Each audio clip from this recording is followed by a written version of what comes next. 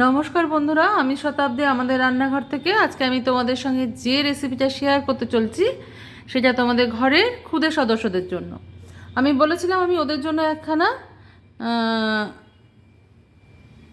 কিছু দেখাবো। সবার জন্যই দেখানো হয়, ওদের জন্য দেখানো হয় না।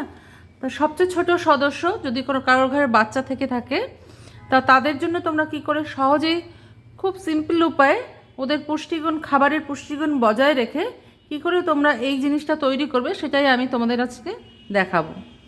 তা প্রথমে আমি দেখাবো যে আমি একটা তাওয়া বসিয়ে নিয়েছি, বা ফ্রাইং প্যান যাই বলো না কেন, ফ্রাইং প্যানই হবে এটা।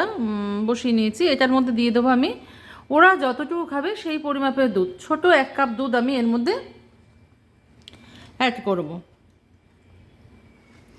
এটা ওদের ব্রেকফাস্টে খাওয়াতে পারো, এটা ওদের পক্ষে খুবই হেলদি। 1 কাপ দুধ আমি অ্যাড করেছি, ঠিক 1 কাপ দুধ আমি অ্যাড করেছি এর মধ্যে। দুধটাকে ফুটতে দিতে হবে। তার মধ্যে আমাদের কি করতে হবে দেখো, আমি খুব সহজেই দেখিয়ে দিচ্ছি তোমাদের। আমি একটা আপেল ভালো করে ধুয়ে খোসা ছাড়িয়ে গ্রেটারে গ্রেট করে নিয়েছি, ঠিক আছে। এটা গ্রেট করে নেওয়ার কারণ এটাই, অনেকে আপেল সিদ্ধ করে তোমরা খাওয়াও তো। তো এটা আমি ওরা যাতে দুধ আর আপেল সিদ্ধটা একসাথেই খেতে পারে সেই রকম একটা রেসিপি তোমাদের সঙ্গে শেয়ার করতে চলেছি। তো দুধটা একটুখানি ফুটে যাক, তারপরে আমরা আপেলটা যোগ করব। তার মধ্যে আমাদের অন্যান্য উপকরণগুলো তৈরি করে নিতে হবে।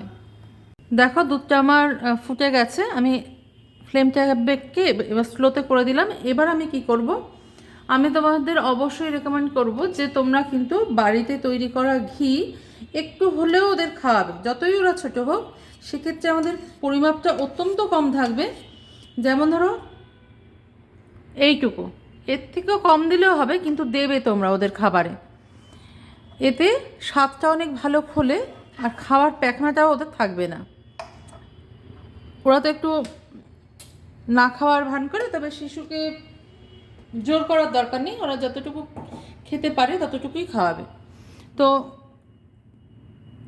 এটা অ্যাড করে দেওয়ার পর দুধটাও ফুটে গেছে, এবার আমি আপেলটার পুরোটাই আমি যোগ করে দেবো।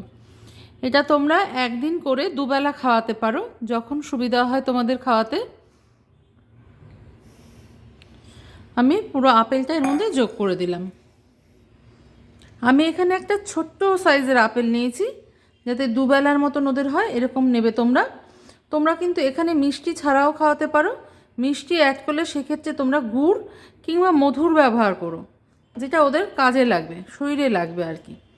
আমি একটু ঘি দিয়েছি, একটু এটা দিলাম। এবার কি করব, একটুখানি মধু অ্যাড করে দেবো এর সাথে।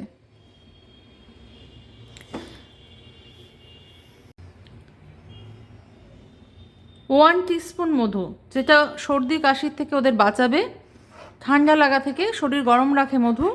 খেলে পরে ওদের খুব উপকার হবে।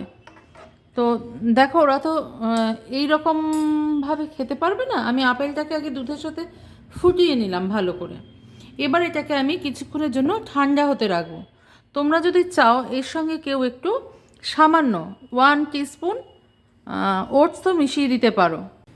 তো এটা আমার ঠান্ডা হয়ে গেছে, এবার আমি এটাকে একটা ব্লেন্ডারের মধ্যে দিয়ে দেবো। ব্লেন্ডারে দিয়ে একটুখানি ব্লেন্ড করে নেব।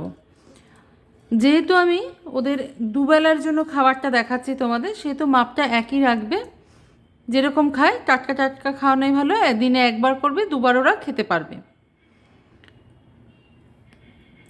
আমার তৈরি হয়ে গেছে ওদের জন্য খাবারটা। দেখো আমি একটা বাটিতে ঢেলে নিলাম, তোমরা দেখলেই বুঝতে পারবে এটা খুব হেলদি খাবার। তবে ওদের দুবারের জন্য খাওয়াবে এটা। এই দেখো ভীষণ হেলদি, কোনো রকমের যেন দানা না থাকে, কোনো রকমের যেন এই আপেলের খোসা না থাকে, সেজন্য আমি আপেলের খোসাটাই ছাড়িয়ে নিয়েছি।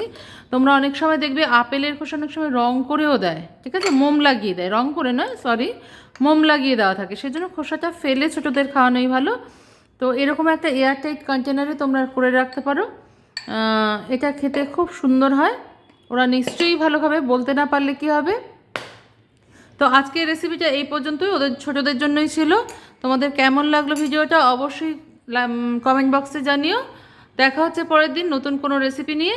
তোমরা এটাকে এয়ারটাইট জারে রেখে দুবেলা খাইয়ে দিতে পারো ওদের। এরকম একটা এয়ারটাইট কন্টেনারে রাখতে হবে ছোট্ট একটা, যেটা ওরা তোমরা দুবেলা খাইয়ে দিতে পারো। দেখা হচ্ছে পরের দিন একটা নতুন রেসিপি নিয়ে। সবাই ভালো থেকো, সুস্থ থেকো।